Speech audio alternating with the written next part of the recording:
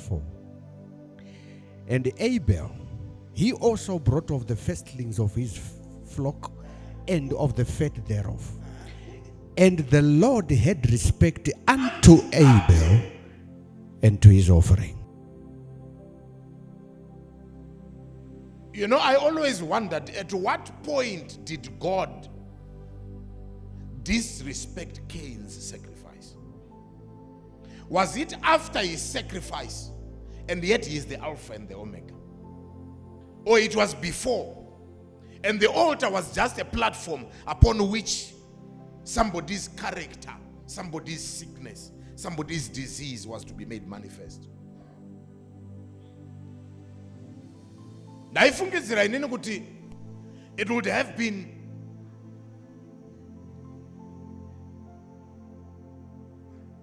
more appropriate, or it would have been better had the Lord said, Cain, change your ways. But the altar served as a point of revelation of who Cain was. Some of you talk about the vegetables, some of you talk about the sheep. Yes, that could be material. But I don't believe in sacrifice independent from the one who sacrifices. I believe that God is not in need of vegetables. Neither is he in need of sheep. Because remember, he's the one who created the sheep. So anditendi kuti Mwari vanonyanya kuda makwai. But gwai was used in this instance as a sacrifice. And some of you would want to make reference to Calvary. I don't disagree. But the issue is, vese vauya nemakwai vasvika paaritari, uyauya negwai rake, uyauya nemavheji ake, uyauya negwai rake, uyauya nemavheji ake, vasvika vaisa paaritari pai. Ndaipatarisa baba ndikaona kuti it was not necessarily about the sacrifice per se. It was about the sacrificer. Why am I saying this? It's because the one who lost respect is not the vegetables. Akaluza respect, the uya akanga auya nemaveji. So now I see emaveji, now nde auya nechipiriso. And the Lord had respect unto Abel and to his offering. And to his offering. But unto Abel and to his offering. Let's go. But unto Cain. Can you notice something? The verse number 4 yes, is referencing to Abel and his sacrifice. And yet he is the younger of the two. And verse number 5 is then referencing Cain. Let's hear. But unto Cain and to his offering, he had no respect. Unto Cain, then his offering, he had no respect. You would have thought that God was not going to have respect with the offering according to your understanding today. But God did not have respect for Cain. Chirikusaka Mwari vashaye rukudzo nechipo chauya na Cain. Inhau yekuti Mwari vanoziva kuti ivo ndivo ani, number 1. Number 2, vanoziva zvavanga vakatarisira kuna Cain. But Cain anoratidza kuti paari kuuya, ari kunouya nechipo chaasarudza kare. Approach yake iri predetermined already by the inner man, by the heart. Paari kuenda kunosarudza chekupa, ndo chiri kusarudzwa nemoyo wake. Zvekuti Mwari vatoona kare mhando yemoyo nechichasarudzwa nemoyo. Kuvapa mukana wekupa, vari kuda kungoti unobudisa zvakaita moyo wako pamberi pavo. So sometimes being given an opportunity to give, you are just revealing who you are to God and who God is to you. So you can say all you want, but the altar reveals who you are. So mfunzo ndokuti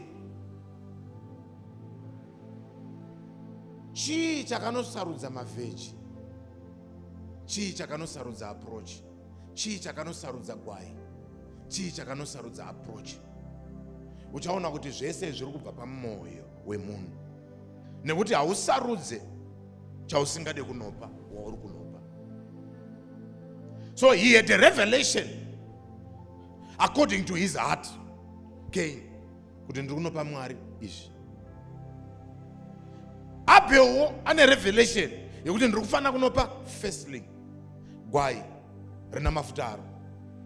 I revelation iri kubva pamwoyo inoti ndiri kunotora firstborn. Zvese zviri kubva pai pamwoyo nerevelation yaMwari wauri kunopa. Ndoda kuti uone something up. Cain ashayirwa respect kungokuratidza kuti haizi nhau yechipiriso chete. Murume uyu ane chirwere chaairwara nacho. Mwari vashaya respect nokuda kwechipiriso ichi. Hazvina kunzi respect yaMwari yakabva yapera. Kungokuratidza kuti Cain wakagara aine problem. Waifanira kutsvaga imwe opportunity yekupa kuna Mwari kusvikira Mwari vawana respect nechipiriso chake. But ona pfungwa dzaCain, urwere huna Cain. Ari kunzwa kuti Abel zvaawanirwa respect zviri nani pashayikwe ane chipo anorespectwa naMwari than kuti ndinzi ndinaye indakundikana. You know, mu life, even mu ministry time, haufanire kuva munhu anorwaziwa nevamwe, because zvinokorrupta zvawakatakura. Unoziva kune munhu wekuti kana ndisiri ndagona hapana agona. Zvitori nani kuti ari nani paneni afe than kuti ararame mumazuva angu. There are people like that wekuti akakuona uchidrive mota anenge achaenda kunotsvaga mishonga kuti waidhiraivhire iri nani pane yangu. Hanga Mwari vaguma kupa here? Cain, instead of looking for another opportunity to correct, he decides to go and kill Abel. Kukuratidza kuti murume uyu airwara. Pane paanobvunzwa naMwari, obva ati, am I my brother's keeper? Uri kuona here chirwere ichi chinobudiswa pachena nearitari? Hachina kuperera. Ratidza tende kuNew Testament. Kune murume ari muBhaibheri anonzi Judas. Meno kana makambonzwa nezvake. Judas, number one, wakasarudzwa naJesu, akatenderwa kuva a disciple. Judas wakaona minana yese yakaitwa naJesu. Judas wakanga aripo paishumirwa dzimwe nhau dzinenge dzisina kunzwisiswa pane vanhu. Panzvimbo yakasarudzika Judas aiwanikwa ipapo. Judas wakawana mukana yekufamba naPeter. Judas wakawana mukana wekudya pamwe chete naJesu. Pakatumwa varume 2 by 2, Satani akadonha, Judas akanga aripo. But Judas wairwara. Kune chirwere chandakadzidza chinokutendera kupinda mupresence yake.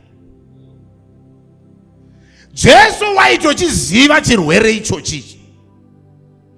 Ndaizvibvunza inini kuti munhu ari normal here unzi wandichaseva pamwe chete naye ndiye, oramba achienda kusiriku. Hongu mungataura kuti mweya wetsvina vakomana, but mweya wetsvina wakubata uri kupi, panani? But oramba achinzi anobatwa nemweya wetsvina. Varume imbomirai, mweya wetsvina rudziko unobata munhu aisa ruoko mupureti pamwe chete naye. Unoziva chinondinakidza pana Judhasi? Tinogona kumuparidza panapa nhasi Jesu. Judas anogona kumira apoti aiwa hazvisirizo zvaakataura, akataura zvakati. Hazvisirizo zvaakaita, haazivo maitiro aakaita, akaita muitiro uyu Judas. Ari Judas kudaro, but ane understanding, ane revelation, ane exposure kune imwe dimension yaKristu isina vamwe, but anorwara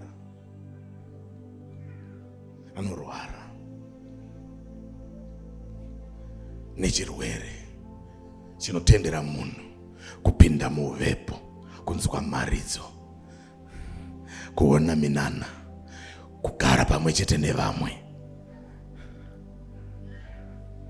but uchirwara. Baba, handizi kupa Satani mbiri, but pane mweya unogona kutobata munhu ari mupresence, achitoisa ruoko pamwe chete, akugarwa nemweya wetsvina.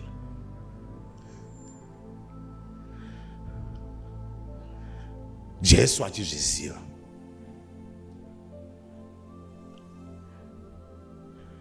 Anozviziva sei? Anoziva mavambo kubva kumagumo, magumo kubva kumavambo. Pane panondibata bhaibheri rinoti Jesu achiziva zviri mumwoyo mavo. Saka hamungandiudze kuti wakatanga kuziva zviri mumwoyo mevaFarisi kupfuura madisciples ake. Jesu waiziva. Unoziva,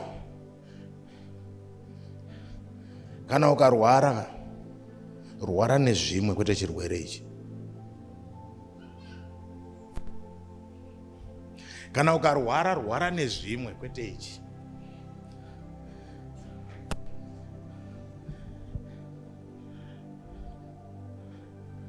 Zvinonzi Judas wakaenda kunotengesa Jesu. Ndizvo. Ivo kwaari kuenda kunotengesa kuna na high priest. Muri kunditaurira here zviro kwazvo kuti varume ava vanga vasingazive Jesu? Angatibatsira nei? Vaisamuziva here? Bishop Sindri, ndipindure, vaisamuziva here? Vaimuziva. Vakomana vaimuziva. But vakuda kunomubata, vakatsvaga ari pedyo iye vachimuziva.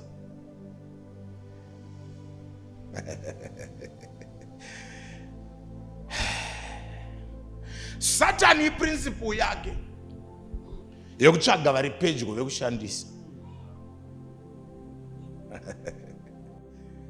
Satani ndo maitira ake iwayaya. Vanomuziva varuma. Unoziva pane ruvengo runoita kuti munhu azive. Unoziva ruvengo rwakaipa runokutsvagira shamwari. Munogona kuita group isingawirirani but inongowirirana pakuvenga. Chinokubatanidzai kuvenga chete. Zvekuti tikazoda kugara pasi tichitsvaga kuti munowirirana zveshuwa here, tichaona kuti chinokubatanidzai kuvenga. But otherwise, imimi pachenyu mukapakurirana chikafu unoda kudya uchidedera. Ruvengo. Baba varume vai ndobva vamupa 30 pieces of silver. Handizivi kuti vakatora pai tithe money here kana offering, handizivi kuti vakatora pai. But varume vaya ndo kumutambidza mari, zvikanzi hande unonongedza iwewe. Judas achienda, chakaita kuti vazive kuti Jesu ndeuyu, kana kuti vagone kungonozadzikisa zvavari kuziva kare. Judas akasvika nekisi. rukaona kaprinciple kacho hakachinje. Auraya Abheruko ndi Cain. Rikutengesa Jesu panapa ndi Judas, treasurer. Kungofunga kuti akatosvika paakaappointwa kuofisi yemari yaida. Ndobva ndafunga musi uya perfume yauya zvikanzi akati dai yatengeswa tapa kuvarombo, but zvonzi waida kuba sezvaanoita mazuva ese. Uri kuona mwoyo wacho unoita kunge unofunga zvakanaka, but uine engu. Unoita kunge munhu anoda Mwari, but uine engu. Ndiri kunouya napo manje kana ndaakuparidza Johani 18 munonovhura ikoko kumberi ikoko chadzoka ipapa. Judas watenderwa kuita treasurer general waJesu. Pane mumwe akashumira akati Jesu vanga vakunyanyawo kungoti mine hour has come, mine hour has come. Indichibata mari yenyu ndichiba. Ndopa ndiri kurarama napa. Makuti makuda kufa, muda kuti ndizorarama sei. Ndobva ati rekedza ndingonotsvaga lump sum sezvo agara achienda. Chienda magara mati yo hour. Haana kuziva kuti iye atorimo muequation yekuenda kwacho. Judas wapuwa 30 pieces of silver. Lati muone something ipapa. Apuwa 30 pieces of silver. Ndopa akaenda kwa akaenda. Zvinonzi pavakanopa Jesu kuna Pilato, ndopa akaona kuti nyaya yaipa mine hour inenge yaane zita rangu mukati apa ndakabata mari.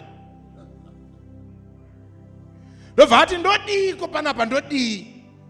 Zvinonzi wakava remorseful, wakada kutendeuka Judas. Ndobva adzokera achida kunodzosera mariye kuvaprista. Ndio manyorerwa azvakaitwa mubhuku yaMateo. But ukanoiverenga kubhuku yaExodus number 1, I think verse number 18, uchanoona kuti ine kakusiyana mbichana. Peter anotsanangura iye achiti mari iyoyo wakaenda akanotenga munda. Paakaona kuti zvaipa ndokuenda ndokunozviuraya ikoko. Handizivi kuti akadonha here kana kuti chii chakaitika. But Peter achitsanangura anoti dumbu rakavhurika nepakati, matumbu ose ndokubuda panze pamunda waanga atenga. But kuna Mateo iri kunzi wakada kunodzosera mari iyeye kuvaprista, vakambenge vamupa mari. Ndimbopfuura nepo here reza ndipaparidze ndakanyatsopfava. Judas watengesa Jesu, apuwa 30 pieces of silver nevaprista. Akanzwa kuda kuti kutendeuka, Jesu aiswa mumaoko aPilato. Ndokubva ati ndoita sei zvikanzi ndakudzokera kutemberi ndinodzosera varume vaya mari yavo. Achisvika kutemberi ndokuedza kuvapa. Varume vaya vakati mari dzakadai idzi hadziiswe mumari dzevamwe. Ndimbomira ipapo here.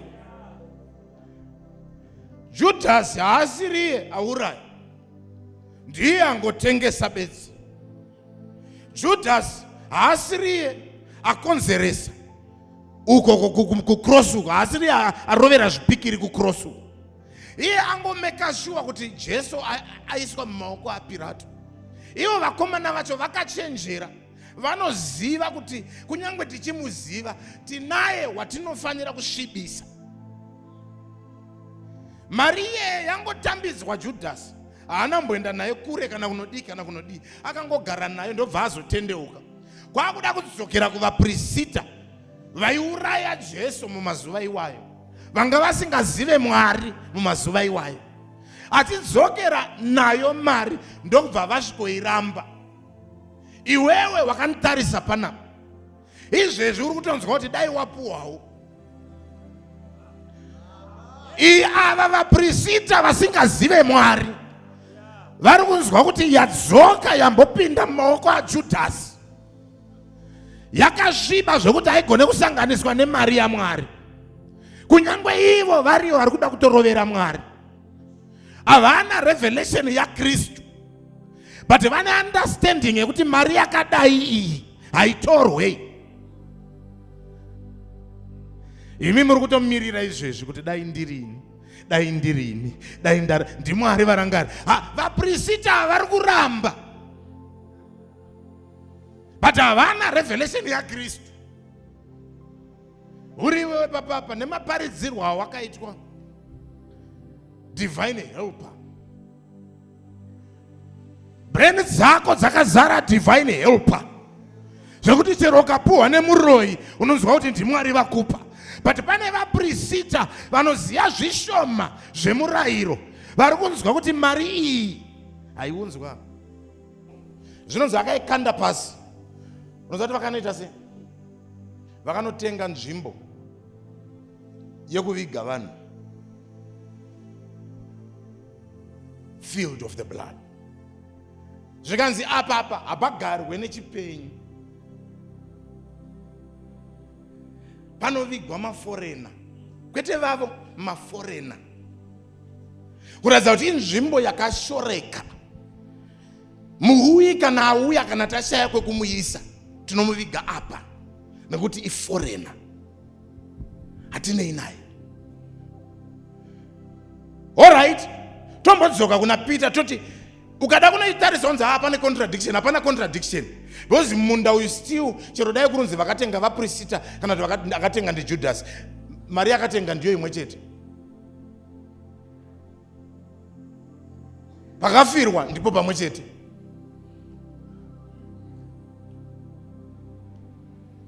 Judas wanzwa kuda kunodzosera mari waisiya, koinda uri kuenda kusuicide.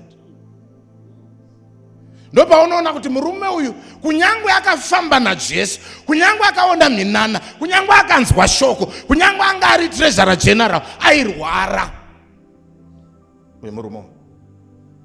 But chirwere chake chaka exposwa nearitari inonzi Calvary.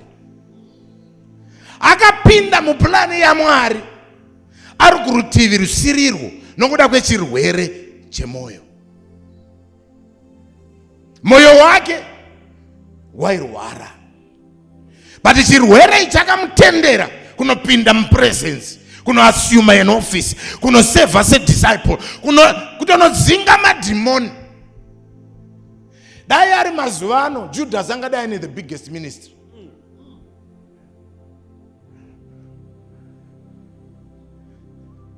Because anokuudza kuti Jesu akadai apa, Jesu akadai apa, Jesu akadai apa, Jesu angadai apa. Rini pane chirwera. And the devil knew who to use, but before he even chose to use him, there was a door open caused by a sickness.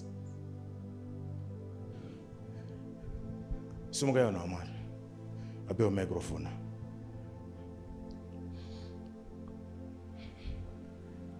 Vandiinga kumba kusena zvikanzi ndakatogadzika pana bhodhi rangu pana ndakagara ndichitaura nevakomana. Vandiinga kumba ndobva vati baba tauya nemakiyi emotikari. Ndikati makiyi emotikari ipi? Vandatarisa vandaona iRange Rover Sport, handiti Range Rover Sport yavo yakamira apo. Zvikanzi tauya nemota iyi baba, motikari ndeyenyu, takaudzwa last week kuti tikupei mota iyi. Unoziva kuti kana uchirwara, if you are sick, unotarisa so kuti akomana asiya mota. Ndavati thank you so much, you have obeyed. But Abraham paakaburuka kumoraya akaburuka naIsaac wake, but akanga achinja zita, akanga a father of nations.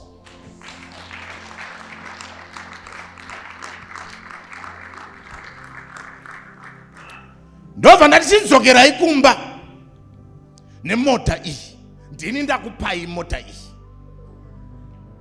Ava vakapuwa, Judas wakapuwa 30 pieces of silver.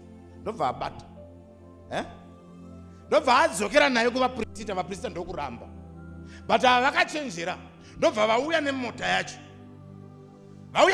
yacho. Ndobva ndatora makinva ndabata. Ndobva ndadzosera. But zita rachinja. So chandavaudza ndechekuti prayer life yenyu kubva nhasi, iRange Rover Sport haizi Pausa kana 323. iRange Rover Sport yandaramba nhasi.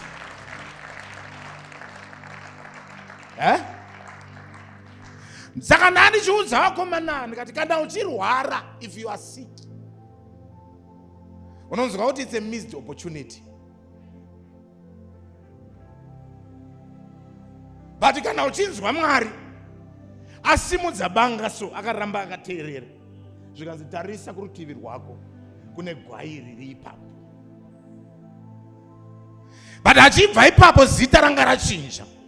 But kana uchirwara unovhara izwi iroro zvekuti unouraya Isaac ukatoenda kumba uchicelebrate anga Isaac aisafanira kufa.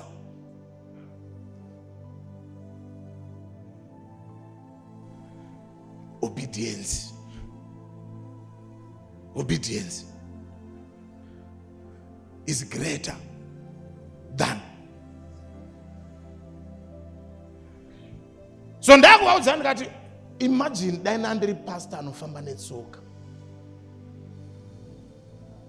sezvakaita vamwe venyu vambofungwa ndinopenga. Dai ndanga ndiri pastor handisi kushora kufamba netsoka, ndakatombofambawo netsoka inini. Ndichifamba ndichienda kuCity Sports Center ndichisvika bhutsi dzangu dzatsvuka kuita red, ndiri pastor. So handisi kushora kufamba netsoka, ndakabva neko kumunga akunepwa. But one thing that I understand is kana uchirwara babaka, you will convince yourself kuti ndiMwari vakupa, but deep down unongonyatsoziva ndi Satan akupa. Hamuna kundinzwa. Pane pamwe paunonyazozvinzwa kuti chinhu ichi ndatora but ndasingafaniri kuchitora, but ndachitora because ndine chirwere chiri muupenyu hwangu, ndinoda zvinhu.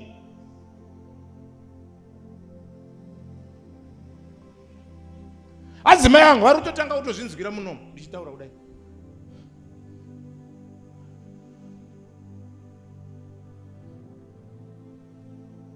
Kana uchirwara, but when you become dead to self and you rely on him, you get to a point where his voice becomes your instruction, his voice becomes your life. Hauchacreata tumadevices tumakona tukakuvharavharana twovanhu. Ndobva ndavaudza varume ndikati haikona kujaira kutambira zvinhu zvausati wambopa. Ndozviziva kuti hamuzi mese munotendera nezvandiri kutaura izvi. And never play around with a man whose altar is bigger than yours, with him giving you something even bigger than you have ever received. Chirari kwa Mwari, chirari kwa Satan. Muroya nearitari iri nani pane yako anogona kuzvimbisa. Muri kuti kudikwe? Rangarirai rimwe ramazuva Gabriel achiburuka kudenga. Ane vakomana vakamisa zvikanzi yakutoda Michael. Michael akatozouya ndokutoti Gabriel aende. So musatambe nemaprincipalities, musatambe nemapower. Redzani pokudzosera kumusha kwenyu. Kana uchiinitiatwa dzimwe dzenguva unongopiwa hembe wakutomuka uchitsenga nyama dzevanhu. Unopiwa $, life yako yatodestroyeka. Anouya sokupa chibage, destiny yaenda. So be smart, understand spiritual transactions. Indava prisita vakaramba Maria Judas nekusaziva kwavanga vainako. Vanototaura kuti iya mari yeropa, but Judas haana ropa raakabata physically. He just betrayed with the mouth. And when he betrayed with the mouth, that money became a representation of blood. Ndaitaura naadzimai angu mumwe musi ndikati vanhu havaandastende zvinhu zvomweya. Dai vaiandastenda zvinhu zvomweya mainzwisisa kuti chiye chinonzi gupuro, whether cent, 2 cents, 5 cents, chine spiritual significance. And chero mukazviramba panenge paine spiritual access. Madhara akatoziva kuti iri ndo doorway rinovharwa neichi. Ene unotarisa ari kurambwa ndiye anopuwa. Uri kuti chikweni vaprista ndokuramba mari. Imagine kuti imari iri kubva kune munhu anga achifamba naJesu yakuda kudzoserwa kwayakabva, but vakamupa havadi. Vakomana, ngativhurei meso, nyika yaipa. Ngatizarurei meso edu, nyika yaipa. Judas akatarisa akati ndairasa pana paredza ndodzosera. Vakomana vakati gara nayo. Muri kuti vaisaida vakairamba nokuda kwezvayaimiririra nekwayaibva. Kuita munhu aifamba naJesu wokuti zvipo zvako zvaakurambwa nekuda kwezvaunomiririra. My God, my God, my God. Hear this. Judas wakanga akavhura door kare ndosaka akapindirwa naSatani. Nekuti Satani haimbopinda pasina door. Door ripi remoyo wake.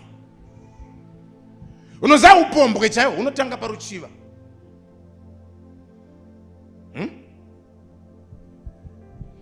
Unoziva muupenyu ukaitirwa zvakanaka, ukaita zuva rinenge nhasi muupenyu hwako, wakufanira kutoziva kuti ndasiyana nevana vevamwe nokuda kwekugona kunzwa. But kazhinji problem inoitika ndeyekuti you still want to dine with primary school children after being elevated to Abraham. And yet that's the reason why Lot had to go.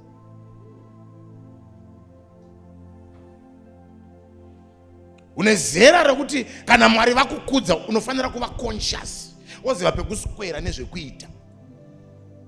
Nekuti kana wasvika ipapo una vazhinji variko. Kana ukatovaita vazhinji vachinzwa so ndichitaura so vanenge vachitonzwa kuda kuninipisa kuti udzoke kulevel yavo. But kana uchiziva chadyarwa naMwari mauri you become different. Saka iwe hakuna kuzoya nemotikari yako nondataura izvi ukaya neyako ndoitora kasara uchifamba nzoko.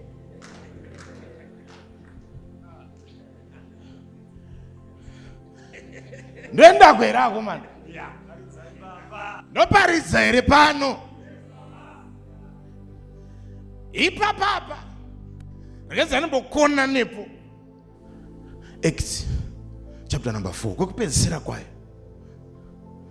And Joseph, anozani Joseph or Joseph, Joseph ndizvoka anotonzi Joseph munhu uyu zita rake anozani Joseph. Joseph uyu ari kuwanikwa mumazuva erevival just after Pentecost. Chechi yaJesu iri kusimuka. Joseph obvanzwa kuti no, pane zviri kuitika panapa ndokuitawo zvaiitwa nevamwe, haziri akavamba. Zvinonzi mumazuva aya vanhu vaitora zvinhu zvavo vachitengesa vachiunza mari yacho patsoka dzevapostora. Vapostora ndo vaizodistributa vachipa kune vamwe. Now Joseph uyu ndokubva aita zvimwe chete izvozvo, ndokunotora land yake, ndokunouya nemari, ndokunoigadzika patsoka dzevapostora. Chiverengai. Vapostora ndo vakamupa zita rekuti Barnabas. Barnabas harisi zita rake rekumba kwavo. But murume uyu wakapuwa zita nokuda kwokuita. Ukanotsvaka kuti Barnabas zvinoreva kuti consolation or encouragement. Murume uyu giving yake yaipa mufaro kune vapostora, yaipa encouragement kune vapostora, kusvikira vati shamari maitira ako aya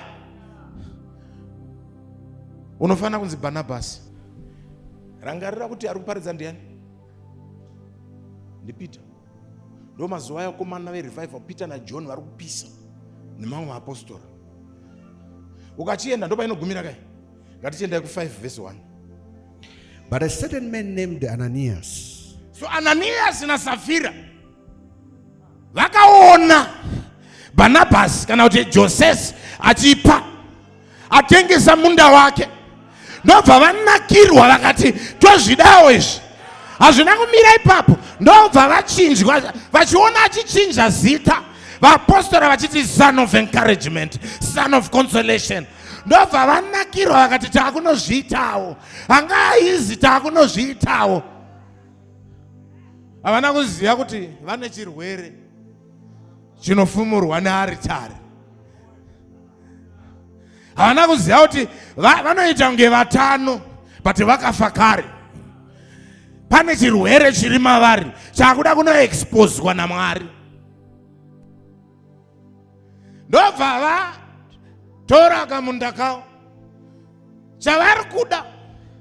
Indofunga kuti Joseph aipiwa sitire pamberi. Ndofunga vanga vakatarisa paakatanga kunzi kubva nhasi kwakunzi Barnabas. Vakati neniwo ndaneta nekunzi Ananias. Ndiri kudawo rinobva kuvapostora, ndiri kudawo rukudzo rwekugara pamberi. Ndozvaakuitika muchechi mazuva ano. Unopa kwete nekuti unoda kupa, unopa nekuti mumwe apa, haupe nerudo, unopa nekuti mumwe aita. Kobva kwaita vashumiri vakatoona kuti itactic, vakaunza competition pakati pevana vesangano. Regedzani mbokukandira nyaya pana. Rangarira respect upon Abel's offering. Kune vanhu vakapa mari dzinotyisa. Kune vanhu vakapa dzimotokari. Kune vanhu vakapa dzimba vachiti vari kupa Mwari, vasina mbobvira vakapa Mwari. Vakamirira mubayiro izvozvi, hanga pamwe paaritari ipapo ndo pavakafira. Ndo matangiro angu the truth about giving. Muchainzwa manje so. Takuda kutaura chokwadi varume. Regedzai tishumire. Unoza kuipa kwa zvakaita baba. Ukapuwa mukana wekushumira naMwari, ukanonyeba. Isu tikazouya kumashure kwako, paita problem. Tinongotaura zvazviri. Ananias na Safira ndobva vaenda kweke, ndobva vazofunga variko. Vakati tikapa tosara tisina. Moyo wako kubuda pachena, out of the abundance of the what? Speaketh. Zvikanzi ngatiendese hafu tosara tichitenga iyi. Tongofuta goche kekufambisa. Hatingazosara tisina kekufambisa. Unoziva kana Mwari vachikupa instruction dzimwe nguva, vanokupa vachinyatsoziva kuti hauna. Ena unotsvaga chirikadzi yeZarefati, ena unoiverenga mushe, uchaona kuti ndo zvanga zviri zvokupedzesera. But Mwari vari kuti ipa izvozvo. Unoziva pane panondinakidza pekuti muprofita anobva akafuratira kubva ati nekeke. Zvanzi flower yandinayo iyi ndo yandandati ndodya nemwana wangu tobva tafa. But ari kuti nekeke. Hanga ndo elevation yacho, but hazvinzwisiswe nevazhinji. Kana Mwari vakakupa instruction bvunzai isu.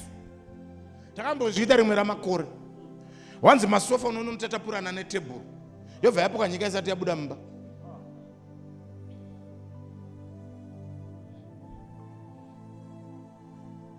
Wakuda kuchizonoapa zvonzi hawaita hako obedience. Chigara hako nemasofa ako. Paaidiwa ndipo wakaregera kuteerera. Vanhu vazhinji vanopuwa instruction naMwari. Hanga chiri kudiwa elevation yako iwewe. but chinotariswa naMwari haizi mari. Tomboti alright, land iyi yaita 10,000.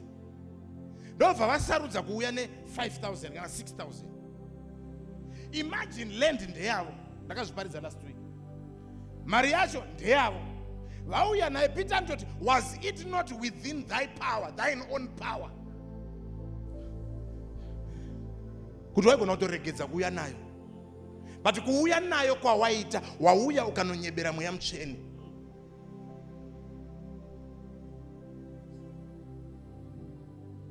Achiuya achigadzika. Ari kugadzika. Obvunzwa kuti ndiyo yese here. Ndo pakabva musoro wangu wenyaya, is this all? Is this all iyi? Ndobva ati ndiyo yese. Haana mboti dai, akabva angoti puwa, ndobva afa akomana ndokunoviga. Adzimai ndokuuya, kuratidza kuti chirwere chemumba ichi. Adzimai ndokuuya ndokubvunzwa kuti ndiyo yese here, ndobva ati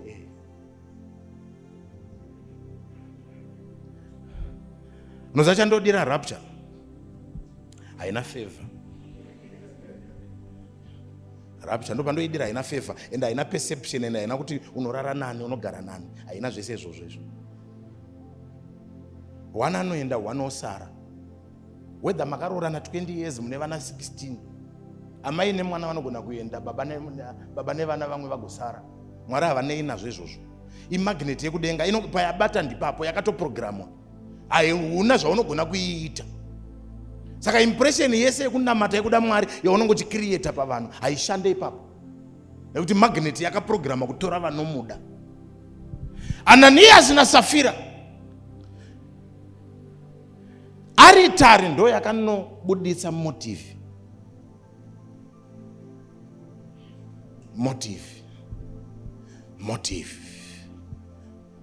My God, motive. Motive was wrong, and motive is a product of the heart. Who seeth the heart of man save the spirit that is in him? Mweya uri mauri ndo unotsanangura zviri pamoyo wako. Chero ukadii, chero ukada kuti zvinonetsa, ndaibvunza adzimai vangu akati zvinonetsa kudiscern moyo. Takazongonopesana pakuti isusu semaKristu takapuwa discernment, the ability to discern even hearts. If he lives in me, then I must be able to tell your heart. Zvekuti inini panapa ndokuudza ndakamira panapa. Hazviiti kuti undinyebere zvavo zviri mumwoyo mako. Kubvuma kwangu kuita china hazvireve kuti handizive. Jesu akagara naJudas, iChristly dimension yekuti unofamba nemunhu waunonyatsoziva kuti uyu haanei neni. Ndezvake upenyu, it's all about this person. But uchifamba naye uchiziva paanoshanda. Ndo zvaari Kristu. Aitoziva kuti he is a useful disciple because ane door rakavhurika anda zvinhu. But Kristu achidaro, Satan waionawo kuti panopindika.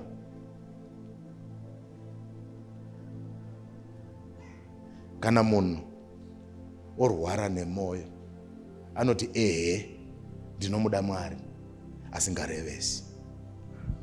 Garai pasi ndiparidze. Vanhu vaMwari, handei. Hatisamire, handei. Semasaskam, handei.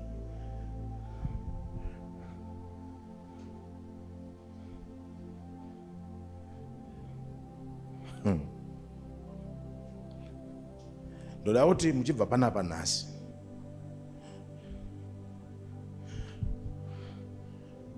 handisi kuda kuti munoverenga kumagumo kwake munhu uyu, kuti munotarisa kumavambo kwake. Murume ari mubhaibheri anonzi Jehu. Mambo munzwa mafambiro anoita nebhisa, maitiro anoita zvinhu zvake, kunyange nemuumambo waMwari. Ndai munoverenga paanozodzwa nomuprofita, muona kuti anodibva ipapo, muramba muchimeditata.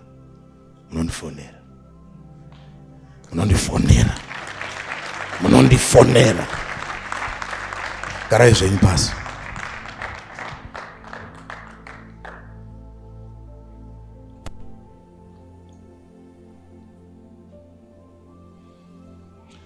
kuenda kubhuku yaJohn. Jesu ari kupedza breakfast, akagara nevadzidzi. Peter akagara. So when they had dined, Jesus said unto Simon Peter, Simon, son of Jonas, lovest thou me more than this? He said, Mirai papo. Can you imagine kuti vakagara vakaungana, ana Thomas varipo. Jesu vari kubvunza one. And one wacho wavari kubvunza vari kuti unondida here kupfuura ava? Jesus had a way of communicating yekuti inoita kunge vari kubvunza but vachitaura kuti ndinoda kuti undide kupfuura ava. Ndinodhimanda rudo kwauri kupfuura ava. Vobva vachi kumubvunza manje hanzi chi? He said unto him, Yea, Lord, thou knowest that I love thee. Zvikanzi munozviziva wanitenzi wangu kuti ndinokudai. He said unto him, Feed my lambs. Feed my lambs. Hanzi feed chi? My lambs. Ndopane problem apa munhu waMwari. Feed chi? My lambs. Pane izwi ramaona here riri very important ipapa. My.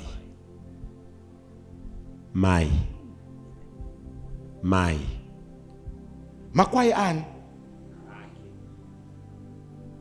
Mazuva ano kwakunzi vatendi vangu.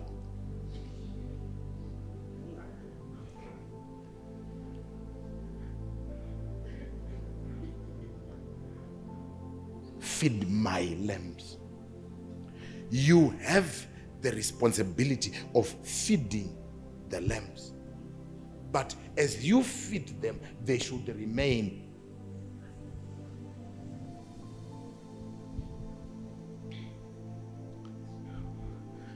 Ndoziva ndenyu radzati mbotaura nezve ake. But prerequisite yekufeeda makwai, Jesu ari kuramba achidzoka. Verse 16. He saith to him again the second time, Simon, son of Jonas, lovest thou me? Unondida here? He said unto him, Yea, Lord, thou knowest that I munozviziva wani kuti ndokudai. He said unto him, Feed my sheep. Feed my sheep. Verse 17. He saith unto him the third time, Simon, son of Jonas, lovest thou me? Peter was grieved, because he had said unto him the third time, Lovest thou me? And he said unto him, Lord, thou knowest all things.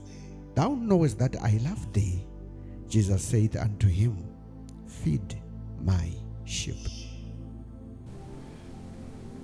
One of the biggest problems that we have today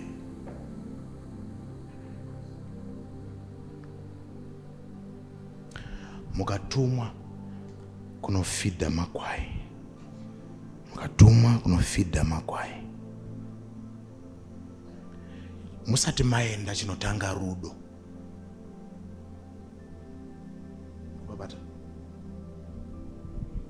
Ukaona uchizvidispatcha usina rudo. Love is a language that can be discerned. You can't fake love to a spiritual person. Love is a language.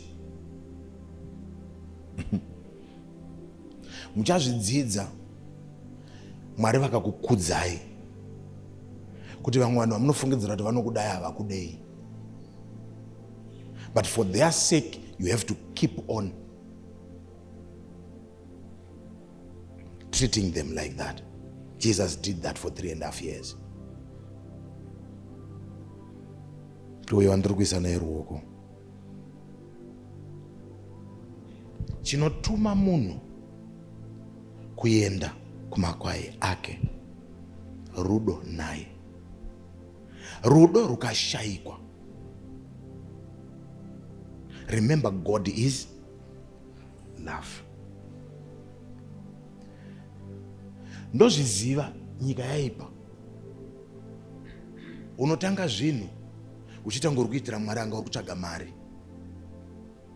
but uri kungoitawo zvako, watowana mubayiro wako. Rapture iri kuuya, ari kuuya. Anogona kungoti alright nhasi tombomira zverapture, anogona kungokutora nhasi. Uchanodzidza kuti waifidha vana poison nekushoterwa in the name of Jesus, and yet there is no love. So Peter, usati waenda, uchienda chinofanira kukutuma rudo, but haugone kunoda makwai usingade inini. Ndosaka Jesu ari kuti unondida here? Kana uchindida chifidha makwai angu, nekuti chinofidha makwai acho ndiye. Ndosaka vanhu vazhinji vakazvituma vachigona zvimwe zvese but vachiremerwa neshoko, nekuti shoko ndiye. Saka ugone kupa chausina. Kana usingamude haunaye, you are not one with him. So you can never take from him usingamude unopa, because hauna chekupa. Paul we know, Jesus we know, but who are you? Jesu paari kuti unondida here, he is establishing a relationship. He is establishing nonogara relationship ukama wacho, kuti kana wandida wakugona kutora kubva kwandiri, kana wakugona kutora kubva kwandiri wakugona kunopa. So raramo yako pakufidha makwai rudo neni. Ukaona wakugona kufidha makwai inini usandide, pane problem. So hondo yese iri kunotenderera parudo. Pastor mambotaura nezvechirwere, munhu waMwari mambotaura nezvechirwere chemoyo. Ndandichingotaura nawe iyi vhesi ndo summary yezvezvo ndachitaura kumashuro. Mukristu taakuchinobudisa pachena kuti sei vhesi yakatombonyorwa. Mukristu vazhinji venyu imimi tikakubvunzai nhasi kuti munomuda here Jesu, munotaura kuti munomuda, but tikachizonotarisa rudo rwamunomupa rwakangofanana nechikamu chakapuwa naAnaniasi naSafira, zvokuti mumba menyu imomo makatotenderana kuti urwu ndo rwese, iro rusiri. Makatotenderana kuti uku ndo kumuda, hanga hakuzi, ende iye anozviziva, ende iwewo mukati mako uchindenzwa ndichiparidza so unozviziva. But chiona izvi zvinoitika kune vanonyebedzera kumuda. I don't blame some of you. I was preaching kuHarare ndichivatsanangurira about being genuine. Kune vanhu vanonyeba, kune vanhu vakazvinyebera. The day that you begin to think too highly of yourself, that's the day that you were rejected. So kune vanhu vakazvinyebera.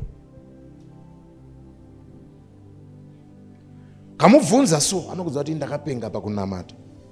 Kamubvunza so anokudza kuti ndinodai, ndakadai, ndine zvitunha zvangu zvakati. But deep down anonyatso asvika papoint yekuti ari innocent mukuzvinyebera, because ireality isipo yaakazvipa iye. Unoziva kana uri munhu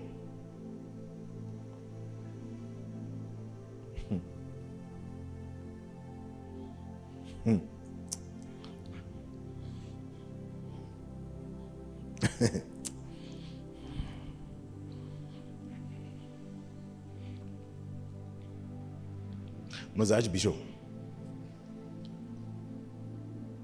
kune munhu wokuti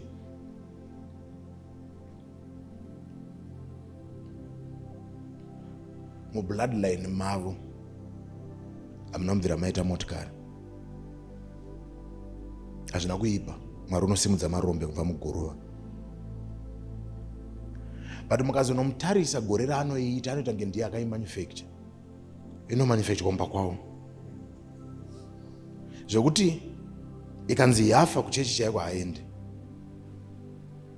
ikanzi pane problem, pane chiri kudiwa, kungoenda patakishop apa kunotenga chinhu chisipo, anokudza kuti kure handifambe. But achizvarwa kusvikira asenze kana kuti arorwe kana kuti arore, aifamba netsoka. Makumba aya akatotsveyama nekufamba netsoka. But once anayo anoita nge dzakugadzirwa kuomba kwawo.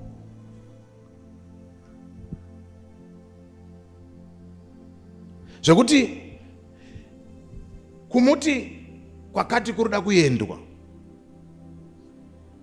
anokudza kuti mota yakafa. Ende anenge achitonzwa kuti ndakatopenga, akazvinyebera,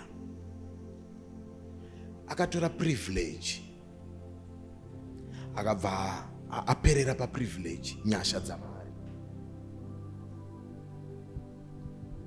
Nyika yakazvinyebera pakuda Mwari. Nyika yakazvinyebera. Kunonzi kunamata, handichanamata vanhu. Kana akanamata, ada kuti nyika yese izive kuti ndanamata. Anenge achakuudza kuti ndimi dzandandinamata nadzo ndedzidzi. Step chaiyo. Step inokuudza, language chaiyo, tone inokuudza kuti anga achinamata. Hanga Bible rinoti watowana mubayiro wako. Mambona munhu baba kuti akatsanya so, anenge ada kuti munhu wese ari muraini azive kuti ndakatsanya. Ukataura naye nyaya anongoerekana ati nhasi havisi kudya. Ndo ya chechi yanhasi iri kuti moyo wese.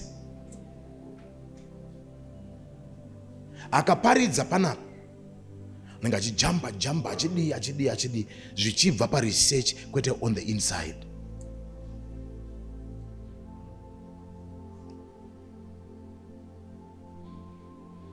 Nezuro, when I was coming from Harare, I knew kuti ndiri kufanira kushumira paredio.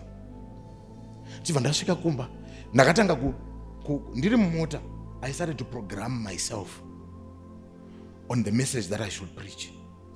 Ndiri mumota, ndobva ndatofonera kumana ndikati gadzirai equipment kuda kuya ndichizoshumira sermon iri kuenda kupi? Kuredio. Ndizvoka? But I never, vese vakatofunga kuti majokes pandakasvika ndichiti seta yapo. Vakatofunga kuti kutamba. Ndobva ndatotisa microphone apa handi takutorowa. A good 30 minutes, 20 minutes, ndatorowa sermon ndapedza. Handisi kuti ndagona pandashumira zviri kubva mukati mangu. I'm one with the message. I'm not preaching a message that is not coming from the inside of me. But nowadays men can do. Men can do. And ukamubvunza anoti ndiwo moyo wese. Munhu anoita baba. Ndakambokuudza ndikati sadza rinobikika mama usipo. Unyatsomona sadza ugwesa mavheji apa usipo. Ugotopakura usipo. That's the same thing that people are now doing in church. They sit there acting as if they are listening to me. They jump around, yes baba. And it's good zvakaipa kana if you are hearing. But people have developed up to a level yekuti anogona kugutsirira, agona kumira sermon yese asipo. Agoziva pekusumudza ruoko. Agoziva pekuombera. Omubvunza kuti ndakapa moyo wese. The church has become a platform for performance. Ananias na Safira vaida kuperforma. Cain akaperforma. But Barnabas akaita. Urikuona hazvina kusiyana. Vachipinda muchechi vanenge Barnabas. Vatengesa land Barnabas. But havasi kuziva kuti zita kuti rinochinjwa. Panodiwa kurevesa. Panodiwa kurevesa. Panodiwa moyo unorevesa. Can I tell you a painful statement? I'm sorry to say this statement. I'm sorry to say this statement. I am sorry to say this statement. My apologies. I'm not saying this to offend anyone. But ndakwenda ndichinodzidza kuti kunokaro kunge kunitone generation kana kuti mhando yevanhu vekuraswa.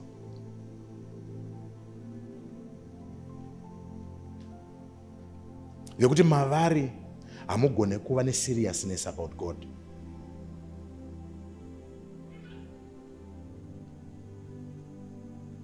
Mavari chero vakapresenta themselves as serious, but deep down you can tell that it's a joke.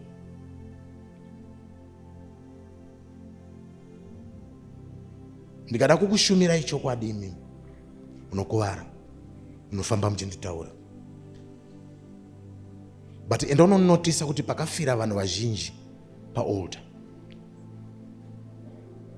Mandisi kutaura zvemari, ndati truth about giving ndichaiparidza.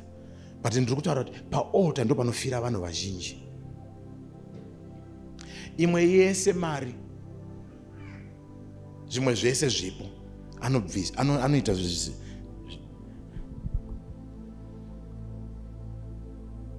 Do you know, men of God, kuti you can be compelled to give more to a person who is in rebellion of God than giving to God? And it can become your character, and you think you are doing the right thing. Kune munhu baba wasingambofa ukagona kudzidzisa kupa Mwari zvinoenderana naMwari.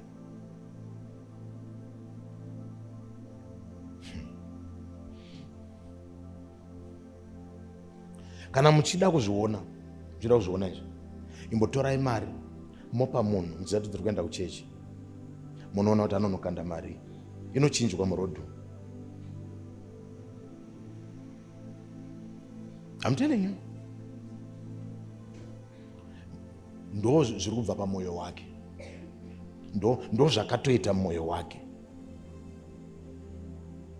So unomutarisa so anenge achiti ndiri kuda zvaMwari, ndiri kuda zvakadzama zvaMwari. Musame environment ina Barnabas muna Ananias na Safira. Musame environment ina Ananias na Safira muna Barnabas. Muri kuitika minana inotyisa. But imagine uyane land, vese vane land. But mumwe land iri kunomuuraisa, mumwe iri kunomupa upenyu. You look at these guys. Baba hazvizi nyore making the decision of bringing that car. Une mukadzi nevana, une vabereki nehama dzinoziva kuti ndo motikari ine musoro yaunga uinayo. Yozoonekwa ndiri kufamba nayo muno mugweru ndinini. Vonditarisa ndiri mupfupi kwavari, ndiri mutema. Sonzi iye ndiye akatora mota yemwana wedu. Promotion yaane mwana havamboiziva. So muri kuona here baba kuti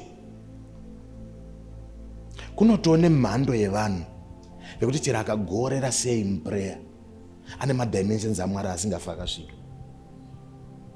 Dai Mwari vainyanyoda izvo stereki, vangadai vakati Cain Abel uyai mundinamate, itai all night prayer.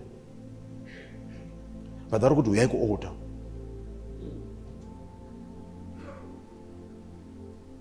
Uyai kualtar ndione rudo rwenyu neni. Abraham, ndipe mwana wako mumwe chete, ndipe one, thine only son whom thou lovest. When he is loving us, he gives us his only son.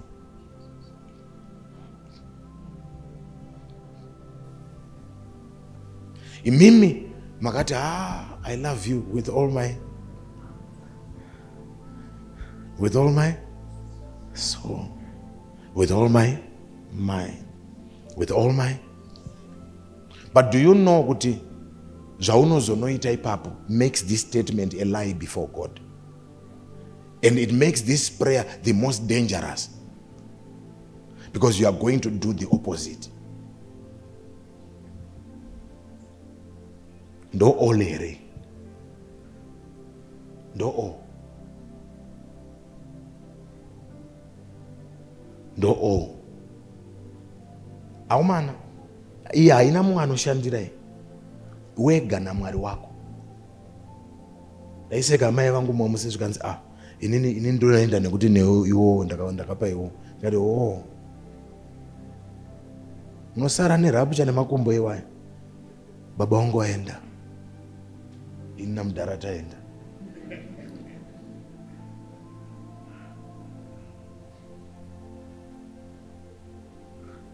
Ndizvo zvese here. Kana iri prayer ndiyo yese.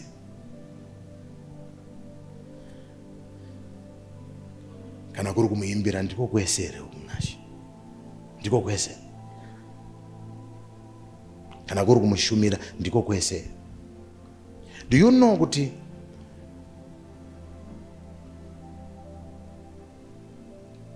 there are people that are born to trivialize? Kana mchinzikisa ndikudzeza kutsanangura. Okuti kune vanhu vekuti chinhu chakadzama chawagamuchira variko kuchininipisa kuchiita small. Zvokuti unogona kuchitora sechinhu chiri insignificant, not because it's insignificant, but because there are people that are gifted with trivializing. Daiseka mumwe musi taenda pakawa chitugesa motikari. Tagara pane imwe table, mamwe madzimai abva vagara pa opposite, vatasumuka vatanogara pane imwe table. Tagara pa table paya. Ndina sekuru wangu nemumwe munhu anandinaye. Achaza ndipasa makondero samwana. Tikagara paya. Do you know what that person came and said? Tikutaura nyaya dzedu. Ndobva vakudaira. Zvikanzi hakuna murume asina small house.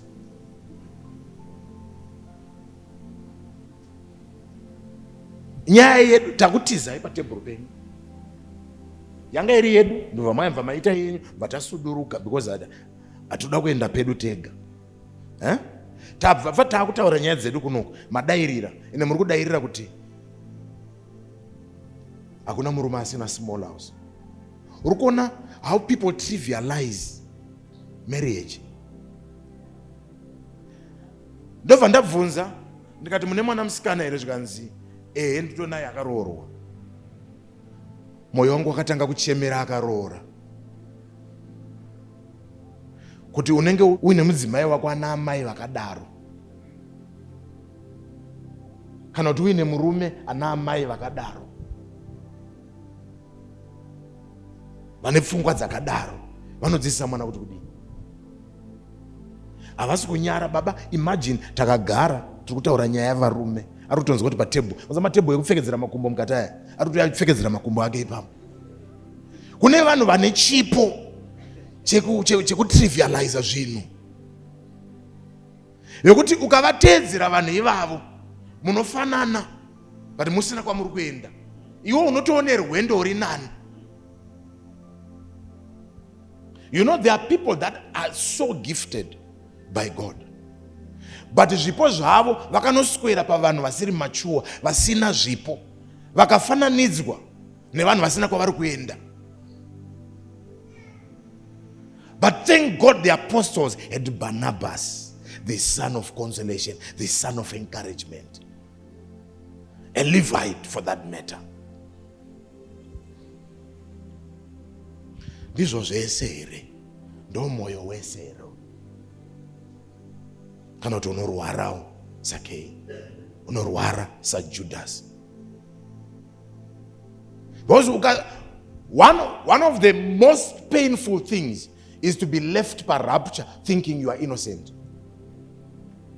Because you believed your own lie or you believed a community lie. One of the worst things that can happen to you is you die today and you think you are going to heaven.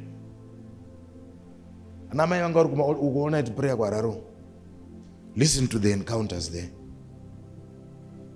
As my fun is. Ukaona Mwari vakuzarura kuti ona get deal. Wanopinda napa pande uyu. Iwo haufana kupinda pa get deal. Nekuti kune moto hauzwe moto. Musatambe nezvinhu izvi. Musatambe nezvinhu izvi. But why would God reveal that to you? Ava vakaona vision yavakaona vakanzi namata. Vakakopera tese manamatiro edu. Mukabvunza vanhu vasinganamati, vanongokuti ndizvozvo. Hanga iwewe une chikonzero Mwari chavasarudza kuti vauye vazokuudza kuti iwewe namata. And do you know, sometimes I can almost tell when God is coming to tell you, Jesus tells you pray. You need prayer. You don't want prayer, you need prayer. And away from prayer, you are as good as dead. Apana ukangoshaya prayer yacho, zvatovarana. And kuipa kwazvo ndekunge watomboudzwa. Dai usina kuudzwa taiti, waudzwa.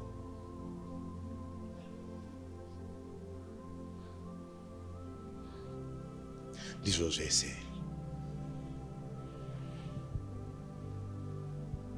Wakabata dola.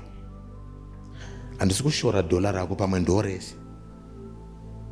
Ndakaparidza yechirikadzi last week. So I'm not somebody who undermines offering or sacrifice. I know. But wakabata Maria uri kuuya nayo. Are you sure it's a reflection, number one, of your heart? Is this how you love him? How much you love him? Katimbonya zobatsirana ipapo.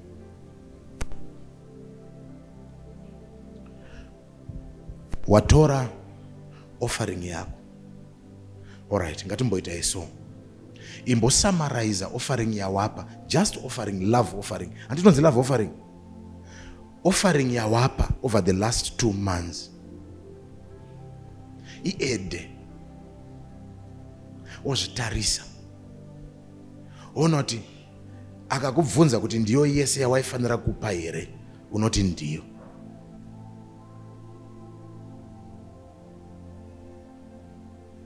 Akakubvunza kuti ndiyo yese here, unoti ndiyo. Unodaira? Unodaira?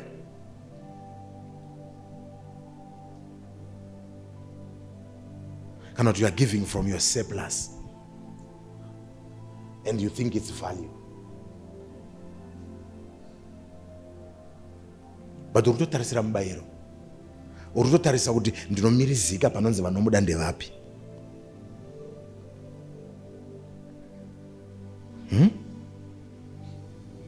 Ndaitarisa madzimai akabva kuno kuGweru achiuya kuHarare kuprayer. Kati Mwari ropafadzai vana. Havana kufambira munhu, afambira imimi kuti vakunamatei, vaitirei zvakanaka.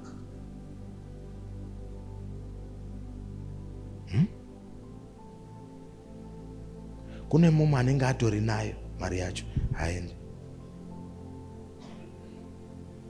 Ngapangoita nhamo, anotora mari yese, unogara 3 days iko achirara panze. Ndosaka ndichiti kune vanhu vakatotarirwa izvozvo zvekufa. Ana Ananias naSafira vanoita kunge vakazvarwa nemwoyo unonyeba.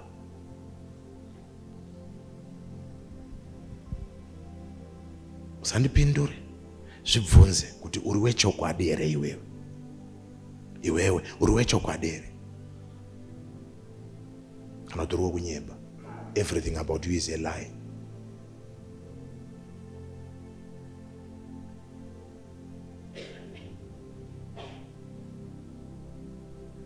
Ananias naSafira vakafunga kuti chigemu. Vakati tirongoda zita chete nekukudzwa nekugara pamberi. Thank God they had Peter's church. It had been nowadays vangadai vakapinda. Dai iri church yamazuva dai vakapinda.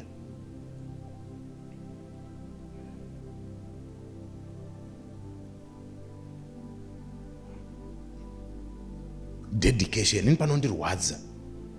Panondirwadza. Dedication. Dedication. Kuita munhu anogona kuita panyama. Zvekuita ngari dedicated yasiri. vanhu baba vanoda zvinhu. Musi wandakapedzesera kupinda mumagurupu aya, tine kunyowani nzvimbo yatandavaka takugara ikoko. Saka kwakasarudzwa zvinonzi zvimakomiti zvana chairman chichichi. Ndapindawo pagurupu aya.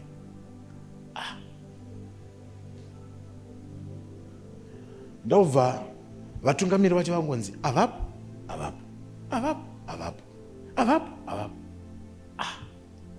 Indikati kana vasina nguva kakungotsvagai ane nguva kamungoita se mungogadza kaane nguva. Ndobva pariply zvikanzi munhu waMwari musadaro pagurupu paya. Ndomusi wandakaregera. But unozviona kuti even a minor title, a person is ready to sacrifice the integrity of a structure on the basis of assumption yetitle yaasingagone kusatisfy. Ipapa unotoda kunzi mufundisi. Ipapa unotoda kunzi mai mufundisi. Ipapa. But mbozvitarisa kuti hauzi kunyebera iwe wacho. Lest you go there and lie and become a lie yourself. Baba, nyika yaipa. Avachachika kuti Jesu ndinokudai, achinyatsoziva kuti handirevesi.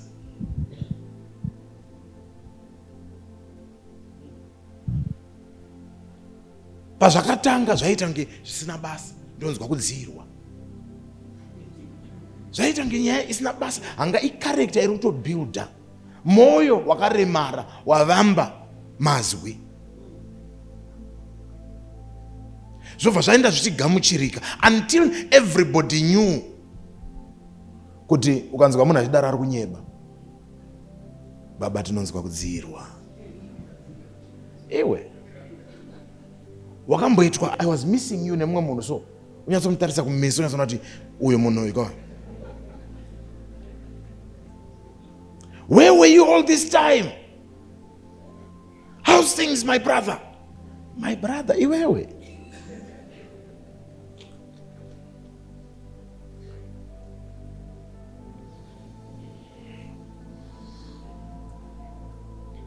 Iwewe. Tinokudai singaite. Yo maspeech epa my birthday.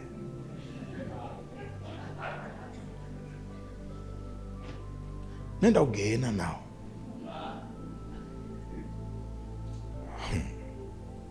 Kuti ufunga kuti uripo so bishop muchazviona kana Mwari vakatitendera. Achibva ipapo ari kuenda kumba. Nzika blazi kai. Harovhe kuchechi. Kablazi kai. Wakanzwa kuti kanga chiparidza kuti kudii. Zvezvi zvinoita here zvezvi. Ukasangana newe ndonzwa kudzirwa. Nyika yaipa.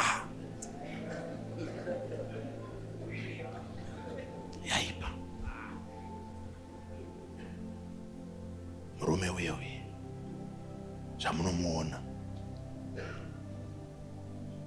I'm not perfect. And I probably never will be perfect. But one thing that I've learned in life is being genuine.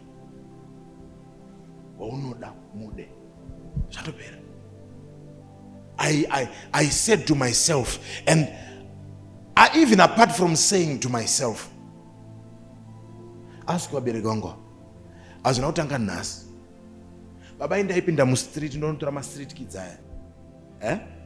Ndoya nawo kumba vasipa. Ndotakumana gezai. Vapedza kugeza ndovapa hembe dzangu. Ndavapa hembe dzangu zora mafuta tonojika mu kitchen. Ndotakumana rowa pass. Vaizovhunduka kuma ku road vachiona vanhu vakapfeka hembe dzangu vasingazivi. Hembe dziri kupi ndapedza. So azvitange wachembera is difficult to pour. Kune vamwe venyu vasisadzidzisike rudo. Vekuti uchipakura so unenge uchitokalkuleta kuti iyi ndeyanhingi, iyi uyu ndine ukama naye, uyu handina, uyu ndomufarira, uyu handimufarire. Zvirimo mumunhu izvozvo. Drumstick nderanhingi. Hazvidzidzisike munhu achembera zvimwe zvacho zvekuti kune vanhu vanorwara but havazivi ndorwara. Ndimi vandauya kuzobatsira imimi. Sick and you need help.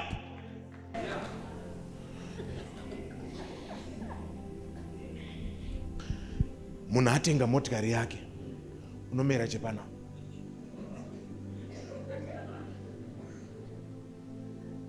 Iwe hauna mari yacho yekutenga, but uri kumera chepana apa nekuti mumwe atenga yake.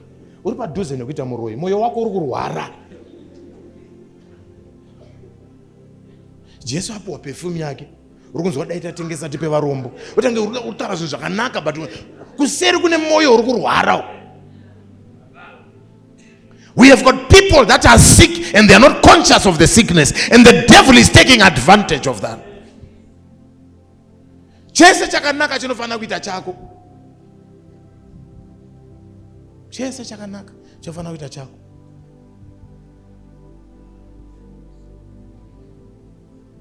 Inini handina kutanga nekungopuhwa motikari, ndakatanga nekupa motikari 1 yandandinayo.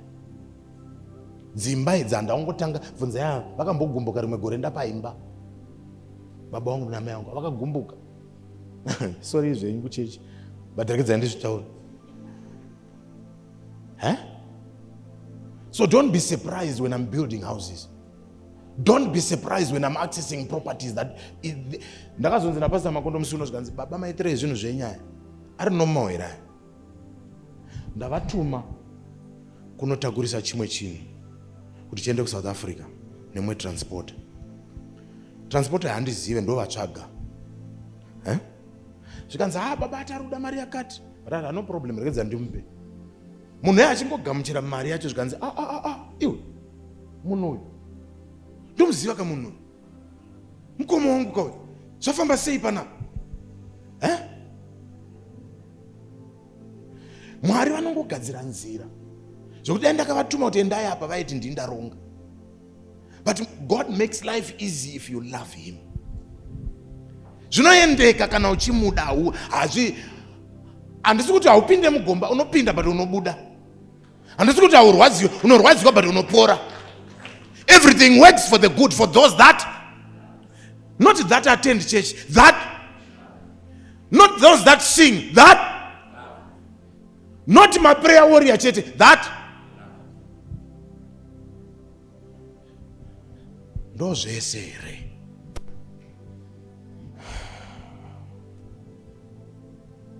Ukaona pakugona kunzi pakaiswa 5,000 hapo, zvonzi Sunday ndokuda kuti tupe 5,000 usaende kuchechi. In fact havambo kuti usaende kuchechi, unongoti every Sunday unofana ngori panapa tokupa 5,000 pamwedzi. Ukaona wakukunda izvozvo wawake, kwete zvinhu zvamuda kunyebedzera hamuna. Sometimes moyo wako ndo unotoita kuti unyimwe.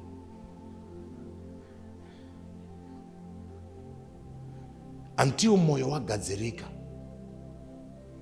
So sometimes God looks at you and he sees your heart. Remember the parable of the talents.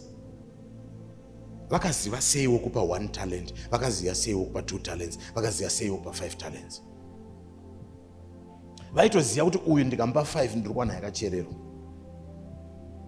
Saka after the result you then realize that no, ndakatomezhwa ndisati ndapuwa.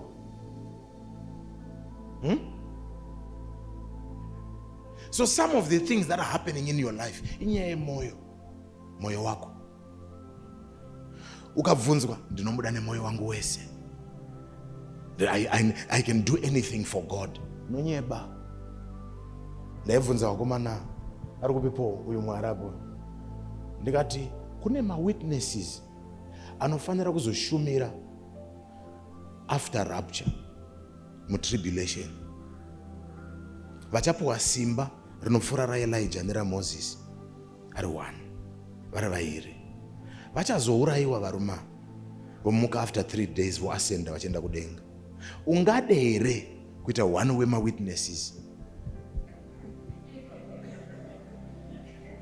Mubvunzo wandakamubvunza chidayira wakati chii? Ndakati baba pakaipa. Zvikanzi beta ndiite sei? Ndiende zvangu nerapture zvemawitnesses but iyoyo haizi message here iwe uri kuti you can do anything for him. Are you sure? So there are things that he gives those that are ready for that, and he will never give you access if you are not ready for that. It's better to be taken in rapture but uri ready for that. It's another level. Uchiti ikanditora ikasanditora kana kuri kuda kwenyu, tribulation ikatanga kana kuri kuda kwenyu, ndinoita. Kwete kuti handirambi zvamaronga 138 years uchida marriage. Kuzasi kwese waiti cash car, inonzi cash car house. Wakuma 38, 40, 50. Ndopa kuti Mwari itai zvamunoda.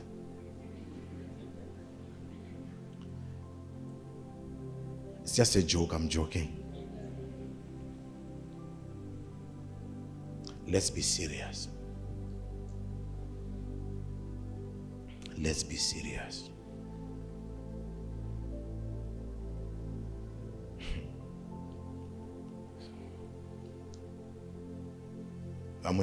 All you have is Jesus now. All you have is God. Baba hauna, amai hauna. Murume anogona ngofuma aita girlfriend. Kokumuda Jesu nemoyo wese. Kumuda Jesu nemoyo wese.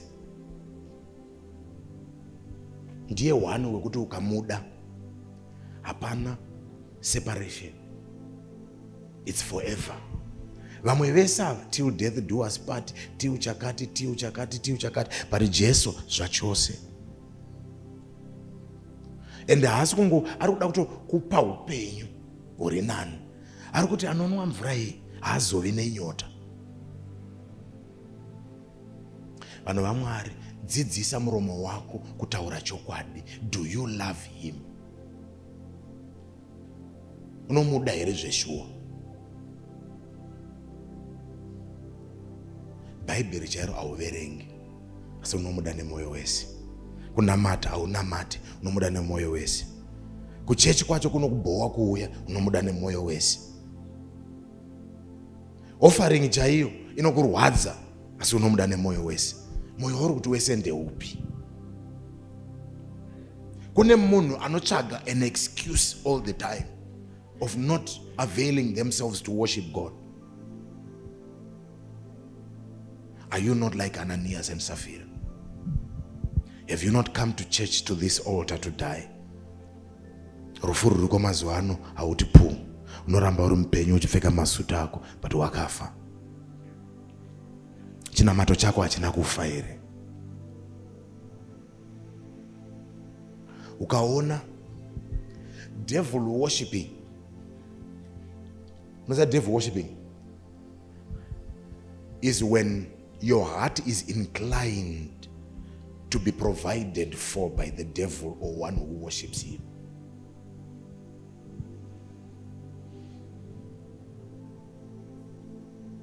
Zanudzokorore.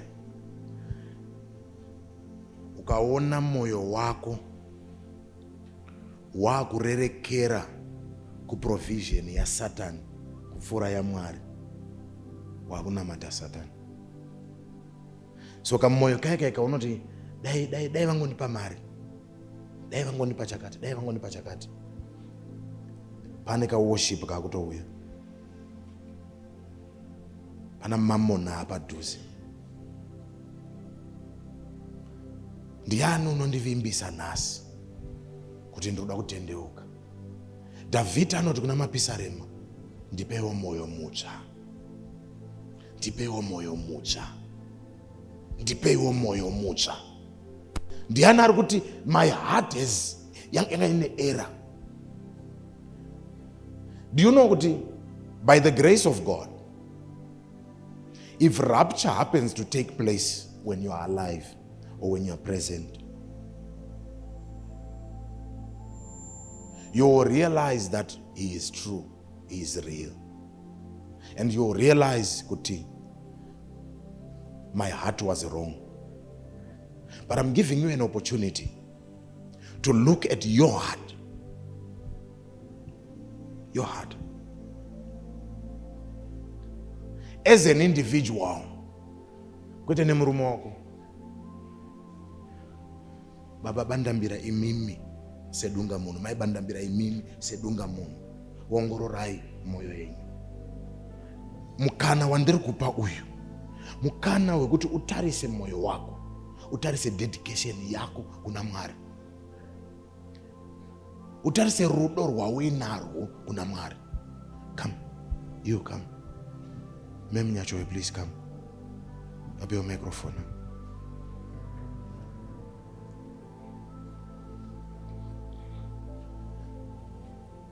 Because ukasa batsirwa, ukasadzidziswa zvandiri kudzidzisa izvi, unozorangarira rapture yakuitika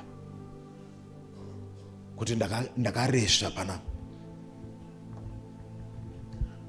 Makauya last week muchida ndikunamatira apa muchiti mune zvamamarota. A few days earlier, talk to me. Thank you, Baba. Ndakarota ndiri outside a certain place and there were a lot of people. So we were a few of us, we were 4. Vandakakwanisa kuziva. We were ushering people into a door. Ndiri mudream ndakafunga kuti maita seunge vaipinda mutemple. So we were helping people to get in. Maibatsira vanhu kupinda. Serving God. So we helped them. Vakawanda neuwandu hwavo vakupera. Vapera actually. We were wearing white dresses, beautiful dresses. So I then looked at my dress. Not it was revealing. It required an undergarment. I put it on. But as I put it on, ndakaita discomfort. Ndakaita sendiri kuziva okurangarira kuti ndinenge ndakamboipfeka. So at the back of my mind, I knew it was dead. Pandakazotarisa, after ndaipfeka that undergarment, I saw stains. I could see through the dress that I was wearing. Paive nemadzvanga etsvina pahembe white. So ndakafunga ndiri ipapo kuti ndikamhanya ndikanowacha. Do you remember the parable of the virgins? And ndikamhanya ndikanowacha. There is not enough time kuti iome ndizoipfeka. Ndipinde padoo. Padoo paye paita sokunge munhu anenge apinda asingakwanisi kuzodzoka. Aibva apinda forever. So that's what I wanted. You can come to church, you can serve God, but you have to come to a point. All right, Muri Papa, sorry. After ndakunamatirai, what did you see? Ndakauya ndikatora jira ranga rina mama. Do you remember? Ndikatanga kuzvidaiso. Ndichizvidaiso. Ndine shungu yekuti pawane munhu anogona kuona what was happening to her. Huh? What happened? I saw myself lying down on the floor and I was cut open. Saka paketa wange pane queue yevanhu vakawanda. Tantakawanda, many of us in here. So there was a man standing before the queue. Skaindinda ndiri pamberi. Sikaweti kana wasvika paari, there was another queue the other side. Yanga ine vanhu vaiuya, but ivavo vaimhanya. They were rushing vachiita sevakanonoka. Saka isusu vemuqueue medu taiti ukasvika waisvikobviswa mwoyo wako wotambidzwa. Saka munhu nemunhu ane munhu aiuya achimuhenda mwoyo wake, tichienda tichidaro. What I was seeing, pandakatora jira iri, ndaida kuedza kutsanangura dust coat rewhite rinopfekwa nachiremba achiopareta munhu kuti achinje mwoyo. So ukanotora maactions andaita ese angari ekuchandura, ekubviswa mwoyo, opuwa mwoyo mutsva, because that's all that you needed. And there are people here, muri kufungidzira kuti muri kunamata muchitamba chechi.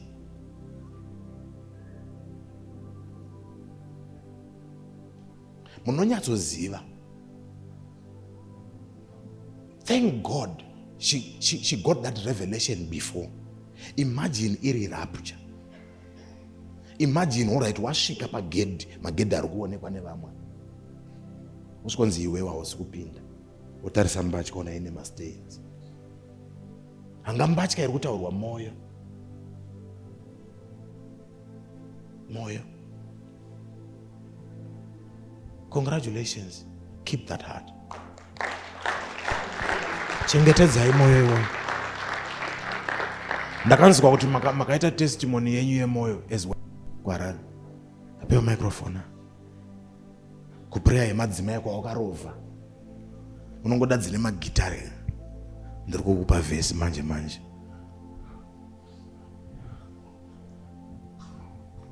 Vapewa vataure, what did you see? Vanhu vaMwari, first of all, ndakakupai mari yekuti mutaure zvamuri kutaura. Patakanga tiri all night, mom vakaita prayer point vakati we have to give our hearts to Jesus. Saka vakataura vakati he is taking you into a surgery. Put your heart on a stretcher bed and give him. Saka ipapo I closed my eyes. Ndobva ndanzwa ndichitanga kupera simba. Ndobva ndadona. Pandakadona it was like ndanga ndisina moyo. That's why ndakadona. So pandakadona I put my heart on a tray, on a stretcher bed. But my heart was not good. It was like moyo usiri kufunctiona zvakanaka, wakasviba, wakazara ropa rine maclothes. It was not fresh. And wanga wakangogara zvekungoti rabada patray, it was not life. Then pandakadaro ndobva ndaendesa tray yaimva ndaipusha kwaari munhu anga aripo, handina kumuona asi ndakaona maoko. Ndobva ati now trap time, but ndakaona zvinhu zvese zvakakanganisa mwoyo wangu. Then apedza kudaro ndobva tray yadzoswa kwandiri, another tray yakanga ine moyo wanga uri mutray uya achindidzosa. And the heart was big, the heart was fresh, the heart was full of life. Then ndobva yandapiwa tray, then I woke up.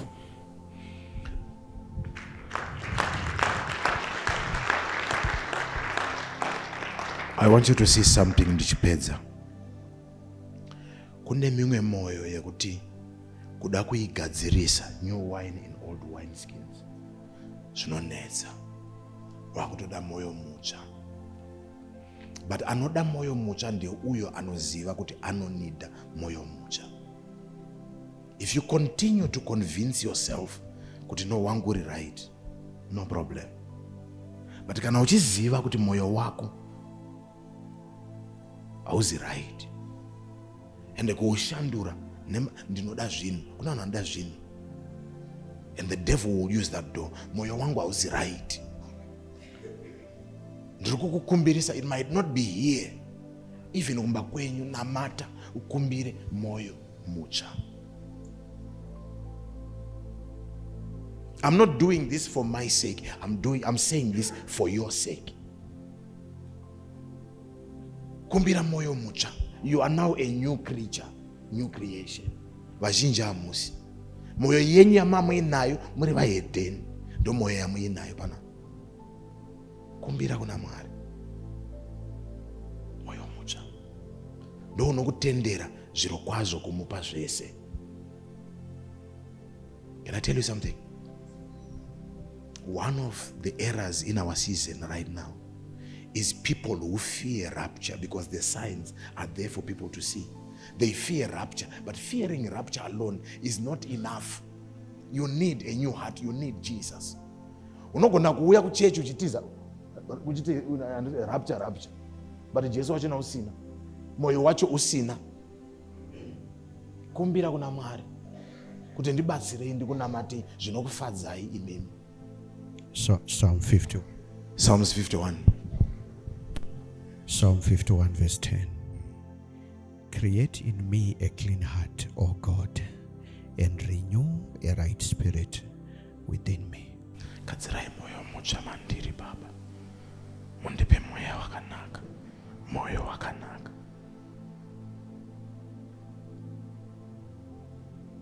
moyo wakanaka, moyo wakanaka. Moyo wako wakaita sei?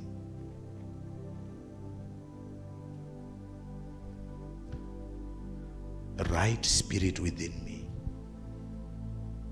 I look sometimes at the level of dedication that we put into Laban's things and the level of dedication that we put into God's things. Is your spirit right? Is your spirit right? The amazing thing is Laban wacho chazonata pana kwaruenda uchasara naye uzongori muranda wake kufura Mwari.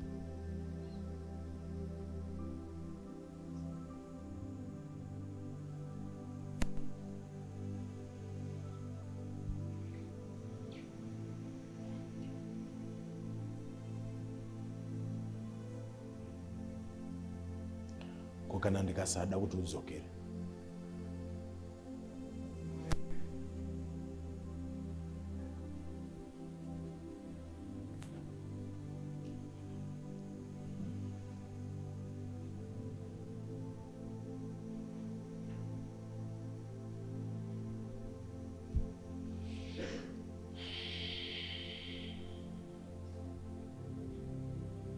ndishumire Mwari.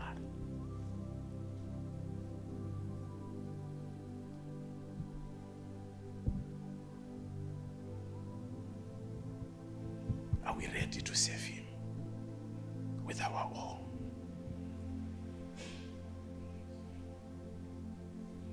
Amos 5:21.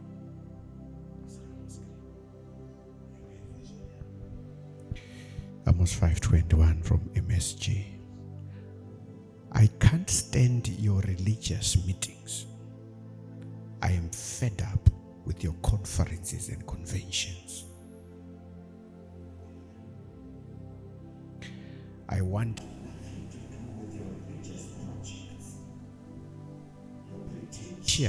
pretentious slogans and goals.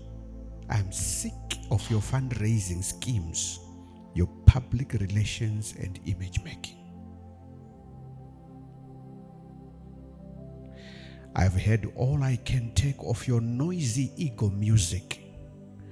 When was the last time you sang to me?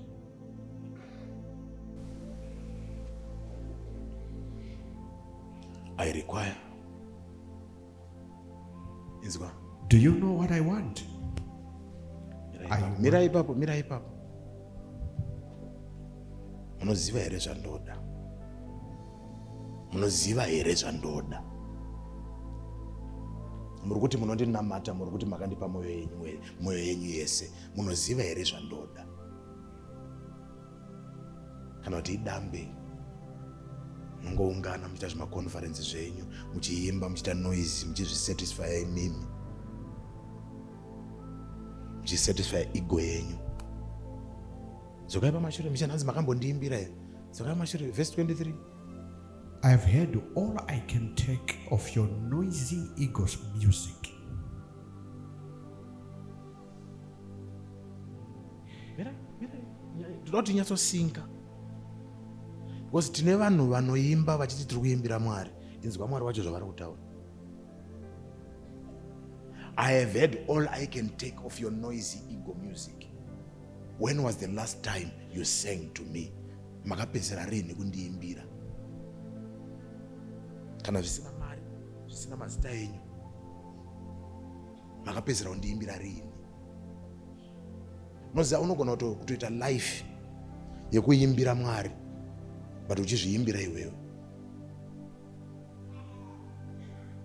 Inenge iri entertainment, iri acting.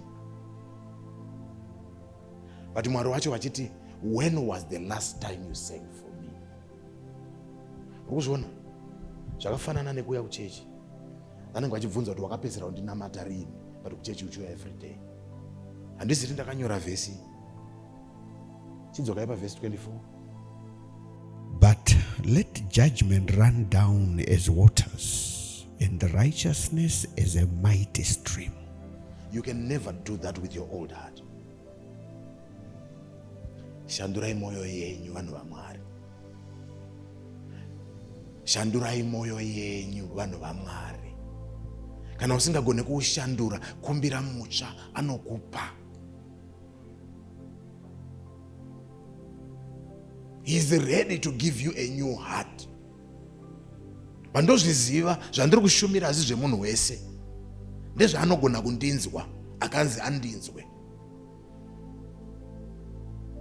Pray for a new heart. Unozvifadza uchizvinyebera. And your whole life becomes a lie. You will only realize it. Magnet yaramba kudonza. Mweya mutsvene aramba kudonza. Wakamira so vamwe vachienda, uzoziva ndaizviitira zvinezvi. Ndaiungana mahara. Inda moyo wako uchiattractwa nekuunganira mahara. Panoitwa zvinhu zvisiri zvaMwari zvinoitwa ngezvaMwari, ndipo paunonzwa kuda kuenda.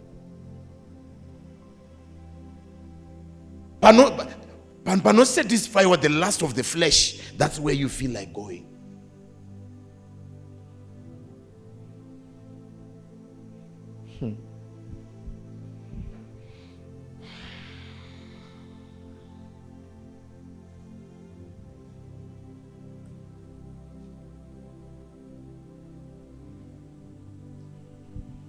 Mambo notice here baba kuti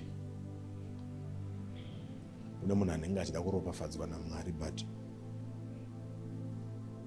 zvimwe zvese angaite, but ambofaka paMwari mari inofura $1,000. Mamboona vanhu vakadaro kuti zvimwe zvese angaite, but $1,000 moyo wake unoramba. Mamboona vanhu vakadaro kuti anorwadziwa ngeipa akutofa munhu. Hanga Mwari ndo zvavari kutsvaga izvozvo. Otarisa izvezvi tichibva panapa, tarisa quantity yechikafu chinodyiwa nevalue yacho, otarisa mari inenge yasiyiwa yeofari. Mune zvamuri kumuratidza Mwari uyu, muri kuparidza kwaari. Ane shoko raari kutipa, but isusu tine shoko ratiri kumupawo. Every time you go to the altar, you are preaching to him. Kuti izvi ndo zvamuri muupenyu hwangu. Handisi kutaura zvemari, handamboti uya upise mari panapa. Ndoda kuti ubatsirike pamoyo wako. There is a level where you live for him alone. Hatina kuwanda ikoko. Ndo zvanchibvunzwa nababa Chikundara Maxeni zvikanzi imi information mamunayo here. Kana handisina. Bandovimba naye. Anondipa kana pane chinja ndoziva ndechoti anondipa nekuti handina hwangu upenyu hwandinorarama ndehwake. Ene ndiri kutsvaga mumwe munhu akadaro wekuti patinopuhwa korona, patinosangana mumakore, taakutambidzwa zvipo zvedu, anenge akamira pasaidi pavo achiti baba makaita hei. Ndiye wandiri kutsvaga 1, 2 anoti ndanzwa shoko renyu maita henyu, but handisi kubuda muno munhasi ndine moyo uyu, ndiri kuda moyo mutsva. Mandipa moyo mutsva, ndoda kutanga kurarama zvakasiyana nezvandaiita mazuva ese. I've tried with my old heart, I failed. But I need a new heart that will take me there. I can feel it.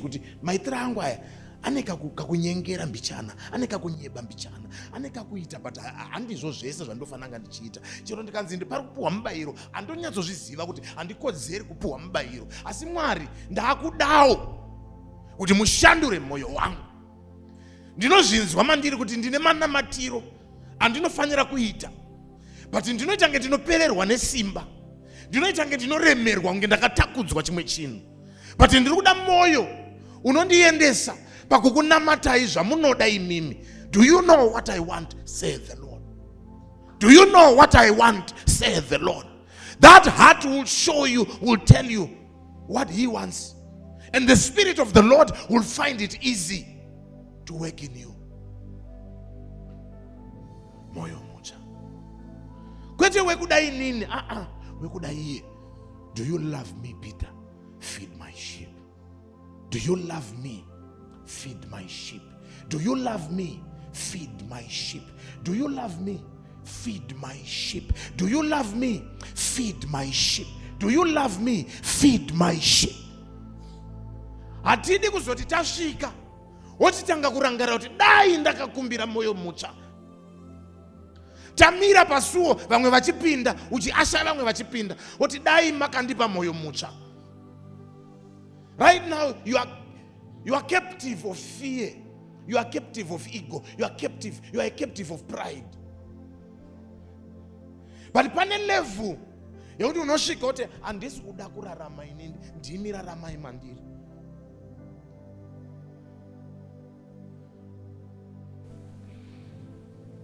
The day that you stop using me is the day that you should take me. Paulo baba anotaura woti ndarwa kurwa kwakanaka. Ndizvo ndiverengere 2 Timothy 4:7. I have fought the good fight. I have completed the race. It's not about starting, it's about completing. I have fought a good fight. I have fought a good fight and I've completed the race. And I have kept the faith. I have kept the faith. I have kept the faith. Do you know what I want? He's asking. But Paul is saying, I have kept the faith. I have kept the faith. And verse 8. The victor's crown of righteousness is now waiting. I want righteousness, I want justice. I want righteousness, I want justice. And Paul is saying, that victorious crown of righteousness awaits me. Ari kutoziva kuti ndine corona yakandimirira nekuti ndarwa kurwa kukuru, ndarwa zvakanaka, ndachengeta kutenda. Ndine corona yakandimirira yeutsvene, yerighteousness. Can you say the same? Can you say the same? Paanomira achikutarisa angati here heyo uyo munhu asina kunyengera mari,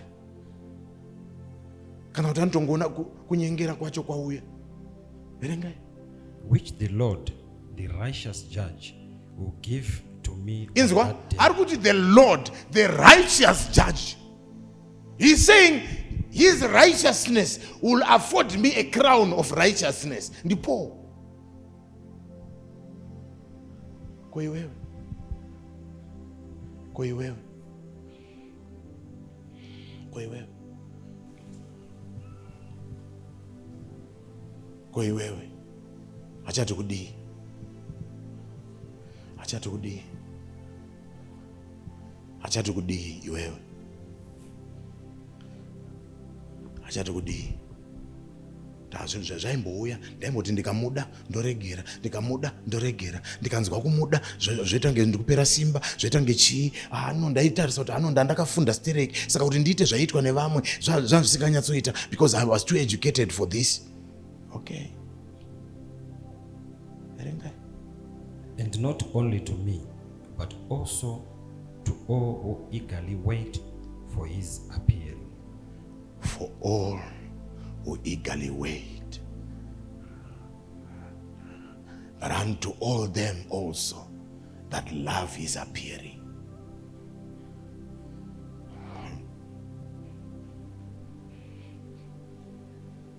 Haumana moyo unochinjwa. Moyo unochinjwa. Moyo unochinjwa. Uchitoona moyo uchichinjwa, moyo unochinjwa.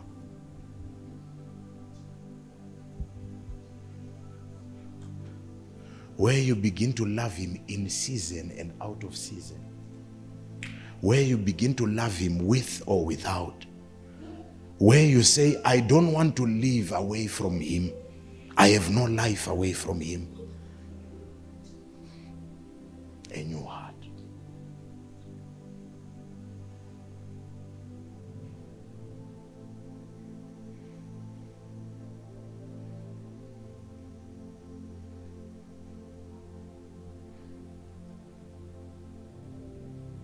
A new heart.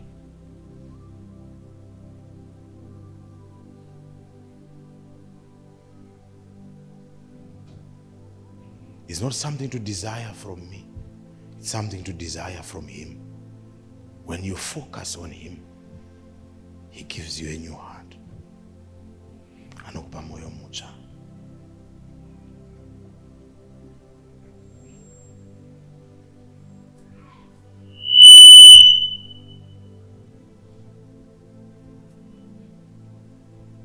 A new heart.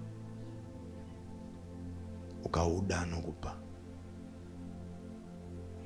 Kauda anokupa. Hapana chinhu chinonakidza sekumunamata zvaanoda. Hapana chinhu chinonakidza sekuita zvaanoda iye. Uchinyatsoziva kuti ndiri kuita zvaanoda. Ugoregera kutarisa mubayiro kubva kuvanhu, wotsvaga mubayiro kubva kwaari.